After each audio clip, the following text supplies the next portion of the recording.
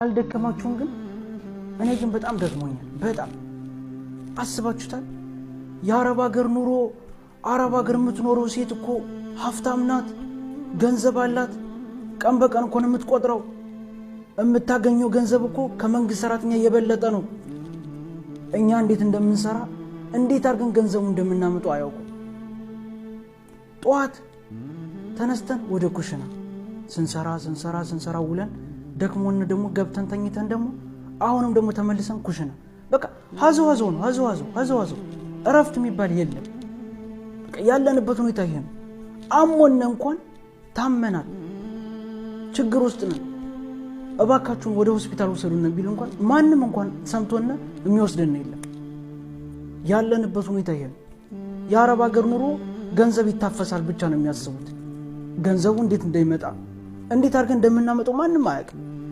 ያለንበት ሁኔታ ምን ረዳው እኛ የቀመስነውና እኛ ችግር ውስጥ የገባነው ብቻ ነው ብቻ ከባድ ነው እኛ ስደት ላይ ያለነው ግን ምን ሆነ ነው እውነት ተረግመን ነው ወይስ ምንድነው እርግማን ነው መሰለኝ ቀን በቀን ችግር ነው የሚደርስብን ቀን በቀን ስቃይ ዛሬ የሆነ ነገር አሳክተናል ብር አለን አሟልተናል ወደ ሀገራችን ሄዳለን ብለን ስናስብ ባቋራጭ ሞት እየመጣ እየተሰቃየን ያለው በቃ ሁሉ ጊዜ ችግር ሁሉ ጊዜ መከራ ሁሉ ጊዜ ስቃይ ብቻ በቃ አንድ ቀን እንኳን ተደስተን አናውቅም ፈገግታችን እኮ ካንገት በላይ እኮ ውስጣችን እኮ ተቃጥሏል ውስጣችን እኮ አሯል ምንም ያገኘነው ነገር የለም በቃ ሁሌ ችግር ሁሌ መከራ ነው እርግማን ነው እንዳለን በቃ ምን እንደምንቻል አላውቅም እውነቴን ነው የኛ የስደት ኑሮ ስቃይና መከራ ብቻ ሁሉም ሰው የሚያስበው እኛ የተደሰትን ምናምን ይመስላል ግን ደግሞ ውስጣችን የሚያውቀው ደግሞ የበለጠ ፈጣሪ ብቻ እና ምን እንደምናደርግ አላውቅም እህቶቻችን ቀን በቀን እየሞቱ ነው ያሉት ወንድሞቻችን ቀን በቀን እየሞቱብን ነው ያሉት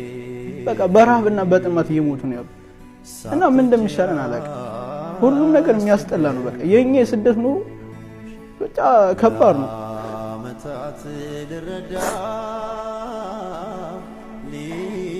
አንዳንድ ሰዎች ግን ጤነኛ ናችሁ ጤናችሁ እኮ በጣም ያሳስባል ገንዘብ አትወደጂ ገንዘብ ጥሩ አይደለም ይክዳል ኧረ እባክህ እና ታዲያ አረብ ሀገር የመጣሁት ፎቅና ምድር ልቆጥር አስፋልቱን ላይ ስንት ህዝብ እንዳለ ህዝብ ቆጠራን የመጣሁት አይደለም እኮ እሰራለሁ እለፋለሁ እጠገረራለሁ ከዛም በኋላ ገንዘቤን ቆጥራለሁ አስበዋል ቻፓ ስሙ ራስ ደሳይም ቻፓ አዎ ይሄን ልቆጥር ነው የመጣሁት አያዳም ያዝ እየመጣሽ ምናምን ችግር ተሯሩጭ ምናምን ዝርፍ ነው ተሳስተሻል ችግር በመተሯሩጭበት ሰርተሽ ለፍተሽ ገንዘብ ብትቆጥር ይሻልሻል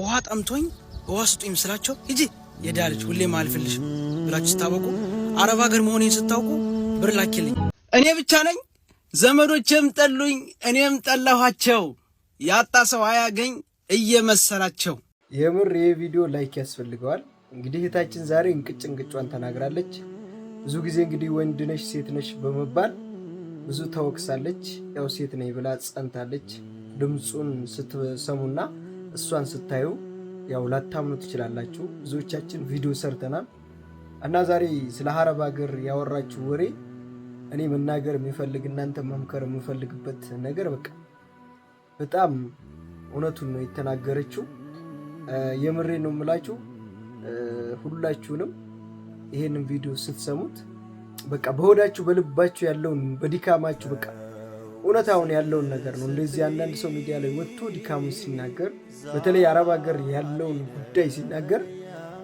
በቃ ያንን የሚረዳው ማን ነው ዲካሙ ያለበት በቃ ሁሉን ነገር ነው በዝርዝር የተናገረችው ለምሳሌ እዚህ ሀገር ገንዘብ ልካችሁ ብዙ ነገር ሲደርስባችሁ በቃ ገንዘብ እናንተ በየቀኑ እዛ ጋር ስራ ሳይሆን ገንዘብ ህተማ የሚመስላችሁ አሉ እናንተ የምትልኩትን ገንዘብ ጥሩ ነገር ላይ የማያውሉ ገንዘባችሁ ዝም ብሎ እዚህ ገባ ሳይባል ወጥቶ ሲያበቃባችሁ ብዙ ድካም ያለባችሁ ናቸው እና ገንዘብ እንዴት አልወድም ሰው ልጅ ሲጀመር በመጀመሪያ ከሀገር ሲወጣ ምንድነው ገንዘብን ፍለጋ ነው ገንዘብን ካልፈለጋችሁማ ለምን ከሀገር ወጣችሁ እውነት ነው የተናገረችውና እዚህ ላይ ምን ለማለት ፈልጌ ነው እህታችን የተናገረችው ነገር ዛሬ እንግዲህ ይሄን ቪዲዮ ሲሰራ እዛ ጋር ያነበብኩት ኮሜንታተሮች በቃ ሁሉም ነገር በጣም ነው በቃ ለቅሶ ያለው ኮሜንት ነው ያዩትና ይሄ ሁላችሁም ህይወት ላይ ያለ ነው አረብ ሀገር ያለች ሴት የመዳም ቅመሞች ምን ያህል እንትን እንደሚደርስባችሁ በዛም ልክ ደግሞ ሰርታችሁ የምትለወጡ ቤታችሁን ሰርታችሁ ጥሩ ደረጃ የምትደርሷላችሁ። በዛም ልክ ደግሞ ገንዘባችሁን ተክዳችሁ ብዙ ደረጃ የምትገቧላችሁ።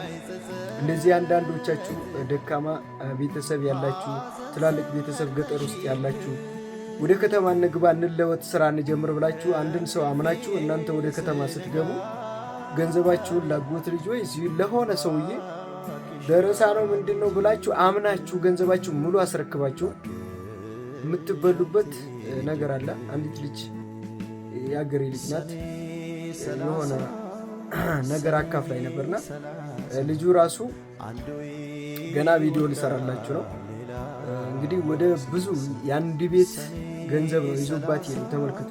እሷ ወደ ገጠር አካባቢ ናት፣ ምንም ነገር አታውቅም። እሱ ከዛ ሀገር ነው የገባው፣ ታውቀዋለች። የሀገሯ ልጅ ነው ተመልከቱ። እንግዲህ ቦታና ቤት ልግዛልሽ ብሎ ቤት ነው እንዳውም የቤት ገንዘብ ትልክለትና እሱ አገር ቀይሮ በዛ ገንዘብ ሌላ አገር ሄዶ ሱቅ ምናምን ከፍቶበት ኑሮውን እየኖረ ነው። ሌላ ሴት አግብቶ ተመልከቱ። እንግዲህ ቤት ተከራይቶ ሌላ ቦታ ሄዶ አገር ቀይሮ ማለት ነው። እንደዚህ ይሄን ሁላ ደረጃ ነው። በቃ ምን ልበላችሁ፣ አንዳንድ ነገሮችን ሳካፍላችሁ እንድትማሩበት ነው። አሁን ያቺ ልጅ የትም ብላ የትም ያን ልጅ ማግኘት ከብዷታል። ፎቶውን ብቻ ነው የያዘችው፣ የት እንዳለ አይታወቅም። እሷ እድሜ ልኳን የለፋችበትን ገንዘብ አታለች። አያችኋ? እንደዚህ አይነት ስቃይ ነው ያለው። አሁን እሱ ከአረብ ሀገር መጥቶ እንዴት ነው እንደዚህ ያደረገው? የአረብ ሀገርን ችግር ያውቀዋል። እዚህ ደረጃ ብቻ ብላ ነው እች ልጅ ተመልከቱ። እንግዲህ አረብ ሀገር ሂዶ የሚያውቅ ሰው ይሄን ደረጃ ካደረሰባችሁ ማለት ነው ሌላውስ የማያውቅ ሄዳችሁ ዝም ብላችሁ ገንዘብ የምታፍሱ የሚመስለው ምንድን ነው የሚሰራው? አትፍረዱበት ማለት ሁላ ይቻላል። ምክንያቱም ይሄንኛው አረብ ሀገር ነበራ፣ ከዛ ነው የመጣው። እስር ቤት እንዳንተው 1 ዓመት ምናምን ቆይቶ ነው የመጣው አለች። እባክህ ጀማል ይሄንን አስፈልግልኝ አሲዝልኝ እያለች ማለት ነው። ተመልከቱ ምን አይነት ጭካኔ እንዳለ ማለት ነው። ለምንድን ነው ይሄን ሁላ ያለ ማስረጃ የሰጠሽው ስላት ምንድን ነው ያለችኝ? ቤተሰቦቼ ደካማ ናቸው፣ ነፍስ ያወቀ ወንድምም የለኝም፣ እንደዚህ አይነት ገንዘብ አውጥቶ ቦታ ለመግዛት ምናምን የሚያውቅ አይደለም፣ በጣም ገጠር ናቸው ነው ያለችው። ተመልከቱ እንግዲህ አያችዋ። እንደዚህ በቃ ቤተሰቦቻችሁ ምንም ነገር ለእናንተ ማድረግ ያልቻሉትን እናንተ ደግሞ ሌላ ሰው በማመን እንደዚህ አይነት ነገር ይፈጠርባችኋል። ይሄን ያስገባሁበት ይሄንን ወሬ ማስገባት የፈለኩት በቃ በጣም ስላዘንኩና ስላናደደኝ እና ብዙ ሰው እዚህ ሆኖ በቃ ምን ልበላችሁ ገንዘብ እንዳላችሁትም ነው። ለምን እኔ ስንት ዓመት ስሰራም ገንዘብ ልክ ያለው ስልክም ደግሞ በላኩት አይደለም የማገኘው። አያችኋ? ሌላው ለሌላ ሽንቁር ይደረግና ሌላው ገንዘብ ደግሞ ለምንድን ነው የሚደረገው? እናንተ ያዘዛችሁት የሆነ ነገር አድርጉልን ብላችሁ በቃ የማትጠብቁት ነው የሚደረግላችሁ። ትንሽዬ ነገር ነው። ስንት ለፍቼ ነው አሁን ያንን ቤት አይታችኋል። እዚህ መጥቼ ነው የጨረሱት። አያችኋ? መውቀስ ፈልጌ አይደለም፣ ግን በቃ እንደዚሁ ናቸው እነሱ። እናንተ እዛ በቃ የተሻለ ኑሮ እንዳላችሁ የተሻለ ብር ቀን በቀን እንደምታፈሩ እንደምታገኙ ነው እንጂ የሚረዱት እናንተ ምን ያህል እንደምትለፉ የሰው ሀገር ምን ያህል እንደሚሰለቻችሁ አይረዱም። ብቻ ምን ማድረግ ይቻላል የሚለው ላይ ነጥቡ ላይ እንድረስ። ዱዓ ማድረግ ፈጣሪ ይድረስልን። ያው አዱንያ በዚህም ሀገር በአረብ ሀገርም በሁሉም ሀገር ታለፋለች። ዝም ብላ ላያልፍ ያለፋል ዝም ብሎ ማለት ነው። ያው መሮጥ ነው እስከምንሞት እንደዚህ ብለን ቀብር እስከምንገባ ድረስ ሩጫ ነው ዝም ብለን። 20 ዓመት ዕድሜ ያለው ሰውዬም ይሮጣል።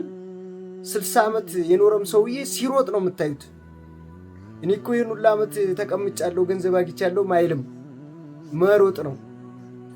ገና 20 ዓመት በ15 ዓመት በቃ መሮጥ ነው የሰው ልጅ ተብሎ አዱንያ እንድንሮጥ ነው። ፈተና ናትና ብቻ አልሐምዱሊላህ እያላችሁ ዱዓችሁን አርጉ እምላችሁ። ይሄን ብቻ ነው፣ ምንም መፍትሄ የለውም። አላህ ይድረስላችሁ ብቻ ነው የምለው። እናታችን ይመችሽ ብያለሁ።